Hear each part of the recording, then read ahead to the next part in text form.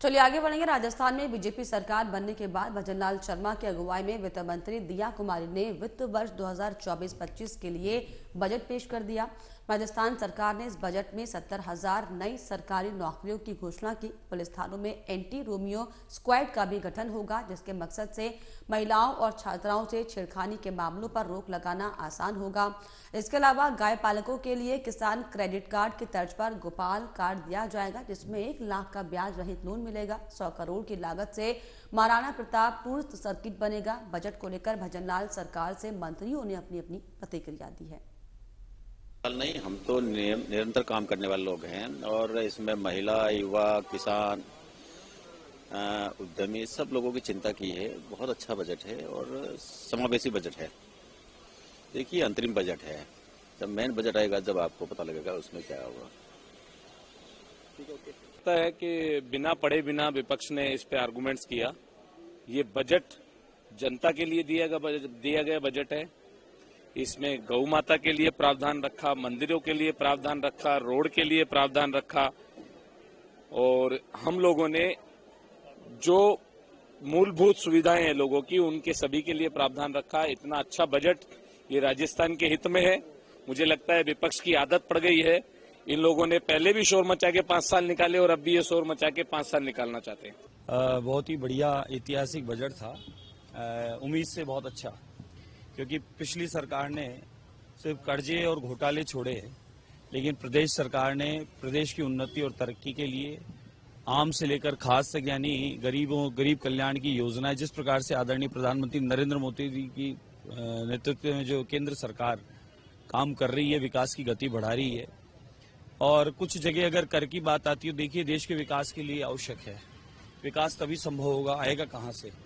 तो फिर भी आप सोचें कि इतने सारे प्रोजेक्ट कर मुक्त करके और उसके बाद भी इतना बड़ा विकास का मॉडल तैयार किया है और किसानों के लिए ऐतिहासिक, छोटे व्यापारियों के लिए, फुटकर व्यापारियों के लिए, रेडी ठेले वालों के लिए भी, यानी गरीब कल्याण के, यानी कह दें मेरी भाषा में, अध्यात्म की भाषा में, कि पुण्य कमाने के पूरे पूरे अवसर।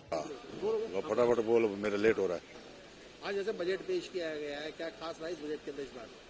आज जिस तरह से बजट का जो लेखानुदान किया गया है, उसमें मैं समझता हूँ कि राजस्थान के लिए बहुत ही अच्छा बजट है और आने वाले समय में जिस राजस्थान और डेवलपमेंट और विकास के लिए जो राह बनी है, उसको लेकर आने वाले समय में हमारे राजस्थान के लिए बहुत ही अच्छा बजट है। और गांव, गरीब, किसान, युवा, जिसके लिए भी इन्होंने किया है, इसके लिए बहुत बधाई देता हूँ। राजस्थान की भजनलाल सरकार ने आज सदन में अपना पहला अंतरिम बजट पेश किया। वित्त मंत्री दिया कुमारी ने सदन में बजट पेश किया, जिसमें राज्य के तमाम सेक्टर से लेकर आम जनता के लिए घोषणाएं की गई हैं। आज हमारे साथ है नेता प्रतिपक्ष टीकाराम जूली, जो आज विधानसभा में बजट पास हुआ। जानेंगे क्या खास रहा इस बजट में। जूली जी, आपका स्वागत है चैनल के अंदर में। क्या आज क्या खास रहा बजट के अंदर में? कोई खास नहीं रहा। जो उम्मीदें थी जनता को कि डीजल पेट्रोल में वैट कम होगा, प्रदेश के आदिवासी के लिए, दलित के लिए, मजदूर के लिए, किसान के लिए, महिलाओं के लिए, मध्यम वर्ग के लिए कुछ लेके आएंगे, कुछ था नहीं बजट के अंदर। सिर्फ और सिर्फ एक दिखावा करने की कोशिश की गई है। बिना विजन के बजट रखा गया है। रोजगार मेले लगाने की बात कही है, ऑलरेडी हम लगा रहे हैं। पेंशन बढ़ाने की बात कही है, already minimum income guarantee act Rajasthan के अंदर बन चुका है। आप कह रहे हैं कि केजी से पीजी तक की एजुकेशन फ्री करेंगे, ऑलरेडी एजुकेशन फ्री है। तो कर क्या रहे हैं? कोई ऐसी बात ही बजट के अंदर नहीं है। क्या लगता है सर, लोकसभा चुनाव को देखते हुए सिर्फ जो विधानसभा चुनाव में वादे किए थे, तो लगता नहीं है वादों को ध्यान में रखकर इन्होंने बजट पेश किया, लेकिन विपक्ष की नजर के अंदर में 0/0 है। क्या किया है? मैं फिर कह रहा हूँ, इन्होंने वादा किया किसान को सम्मान निधि 12,000 देने का, अब दे रहे हैं 8,000। ये कह रहे थे कि गेहूं की एमएसपी हम 2700 करेंगे, ये दे रहे हैं 125 रुपए। ये कह रहे थे डीजल पेट्रोल पे वैट हटाएंगे, इन्होंने नहीं हटाया। ये कह रहे थे कि हम कानून व्यवस्था चुस्त दुरुस्त करेंगे, पिछले 2 महीने से लगातार कानून व्यवस्था बिगड़ती जा रही है। तो जो वादे किए वो कोई पूरे हो नहीं रहे हैं। मुझे बड़ा अचंभा होता है कि किस प्रकार से लोग बाहर बात करते हैं, किस प्रकार से सदन के अंदर बात करते हैं। तो ये थे नेता प्रतिपक्ष टीकाराम जूली जो कह रहे हैं कि बजट जो था कुछ भी नहीं है, इस बजट के अंदर कोई खास नहीं है, इस बजट के अंदर में सिर्फ आम जनता को साथ छलावा किया गया है। कैमरामैन घनश्याम के साथ में मनोज शर्मा, AMB नेटवर्क, जयपुर। एक और बड़ी जानकारी, राजस्थान के सीएम भजनलाल शर्मा का आज नागौर का दौरा। 2 दिवसीय नागौर दौरे पर रहेंगे सीएम भजनलाल शर्मा। आज सीएम नागौर के मुंडवा और खरनाल में भी जाएंगे। खरनाल में वीर तेजाजी मंदिर में पूजा अर्चना करने वाले हैं। वार्षिक उत्सव में भी शिरकत करेंगे सीएम भजनलाल। गांव चलो अभियान को लेकर गोगिलाव गांव में प्रवास करेंगे। तो ये बड़ी जानकारी आपको बता दें कि आज जो है सीएम भजनलाल का जो है नागौर का दौरा होने वाला है। गांव चलो अभियान को लेकर गोगिलाव गांव में प्रवास वो करेंगे, लोगों से बातचीत होगी।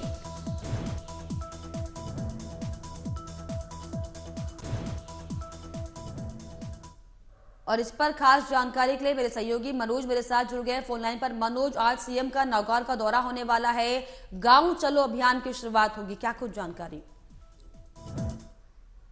पार्टी की सरकार बनने के बाद में लगातार मुख्यमंत्री का राजस्थान के अलग अलग जिलों के अंदर दौरा जारी है। अब ये 2 दिन का जो कार्यक्रम है गांव चलो, क्योंकि सरकार अब गांव तक जाना चाहती है। भारतीय जनता पार्टी के जो बड़े नेता हैं जिनसे हमारी बात हुई, उनका कहना है कि भारतीय जनता पार्टी शहरों में तो मजबूत है, लेकिन गांव के अंदर में उनका अभी भी जनाधार कम है। और उसी जनाधार को मजबूत करने के लिए भारतीय जनता पार्टी ने एक कार्यक्रम बनाया, चलो गांव। तो वहां पर गांव राजस्थान सरकार के जितने तमाम मंत्री हैं वो अपने अलग अलग इलाकों में जाकर वो गाँव में रात को रात बिताएंगे, गाँव वालों के साथ बैठ के संवाद करेंगे और वहीं गाँव ही रहन सहन के अंदर खाना वाना खा के 2 दिन तक गाँव में रहेंगे, प्रवास करेंगे। और उसके बाद में, क्योंकि ये आम वोटरों को, जो किसान वर्ग है, उनको साधने का प्रयास किया गया है। जैसे कि कल विधानसभा के अंदर में हमारे कई बीजेपी नेताओं से बात हुई तो उन्होंने कहा कि भारतीय जनता पार्टी गांव में थोड़ी कमजोर है, उसे वहां पर मजबूत करने के लिए इस तरह के कार्यक्रम चलाए जा रहे हैं। गांव के वोटरों को मनोज अब साधने के लिए जो है गांव चलो अभियान की शुरुआत की गई है और चुनावी ये समर चल रहा है। ऐसे में आज जो है नागौर सीएम पहुंचेंगे, नागौर के अलग अलग इलाकों में वो जाएंगे। 2 दिवसीय नागौर का ये दौरा होने वाला है जिसमें मुंडवा और खरनाल सीएम जाने वाले हैं। गांव के वोटरों से मुलाकात करने के अलावा क्या और भी कुछ खास कार्यक्रम, क्या नेताओं से बातचीत होगी, कोई रणनीति तैयार की जाएगी क्या? बिल्कुल, देखिए निश्चित तौर पर, क्योंकि मुख्यमंत्री का 2 दिवसीय दौरा है, जो स्थानीय नेता है, स्थानीय विधायक है, वहां पे उनका वो स्वागत करेंगे, वहां के जो सांसद है वो स्वागत करेंगे। तो बिल्कुल गांव के लोगों से मिलने का प्रोग्राम है। फिर भारत विकसित यात्रा को, भारत विकसित संकल्प यात्रा को भी वहां पे बात की जाएगी। मोदी की योजनाओं को आम जन तक पहुंचाया जाएगा। कल बजट पेश हुआ है तो बजट में किसानों को जो राहत दी गई है उसके बारे में बताया जाएगा। तो निश्चित तौर पर कि ये बिल्कुल आपका कहना सही है कि वोटरों को लुभाने का प्रयास किया जा रहा है, क्योंकि आगामी लोकसभा चुनाव ज्यादा दूर नहीं है, कुछ ही 1 आध महीने के अंदर चुनाव होने वाले हैं। तो उसको देखते हुए ये जो भाजपा ने अपना अभियान चलाया है, उस अभियान के तहत साफ तौर पे दिखता है कि वोटरों के साथ साथ में अब मोदी की योजनाओं को आम जन तक पहुंचाने का कार्यक्रम भी इसी में सम्मिलित किया जा रहा है। बिल्कुल, जिस तरीके से बीजेपी का ये आकलन है कि जो गांव के वोटर्स हैं वो दरअसल बीजेपी से थोड़ा सा दूरी बनाए हुए अक्सर दिखाई पड़ते हैं। यही दरअसल बड़ी वजह है कि चुनावी समर में अब उन वोटों को साधने के लिए जो है गांव-गांव जाएं, ताकि गांव-गांव ढाणी-ढाणी जाकर लोगों से बातचीत हो। जाहिर तौर पर बड़ी स्ट्रैटेजी के तौर पर बीजेपी वहां पर काम कर रही, जिसका असर क्या लगता है क्या चुनाव में देखने को मिल पाएगा? क्या बीजेपी गाँव के जो वोटर्स हैं उनके दिलों में जगह बना पाएगी? बिल्कुल, देखिए, क्योंकि अगर हम बात करें पिछली गहलोत सरकार की, तो उन्होंने गांव में ज्यादा काम करवाए थे, किसानों को बिजली, किसानों को कर्जा माफ, और बीजेपी इन तमाम मुद्दों पे ही चुनाव लड़ी थी कि किसानों का कोई कर्जा माफ नहीं हुआ, न किसानों को, तो किसान आत्महत्या कर रहे हैं। तो निश्चित तौर पर, क्योंकि भारतीय जनता पार्टी के जब चुनाव था, चुनाव के बाद में भारतीय जनता पार्टी ने साफ तौर पे कहा था कि हम इस तरह के अभियान चलाएंगे जिसमें किसानों को जोड़ा जाए, क्योंकि ग्रामीण वोटर अभी भी कहीं ना कहीं भाजपा से छिटका हुआ है। और खुद भाजपा के कोई बड़े तमाम नेता कह चुके हैं कि भारतीय जनता पार्टी शहरों में तो मजबूत है, लेकिन गाँव में भी अभी उनको अस्तित्व की तलाश है।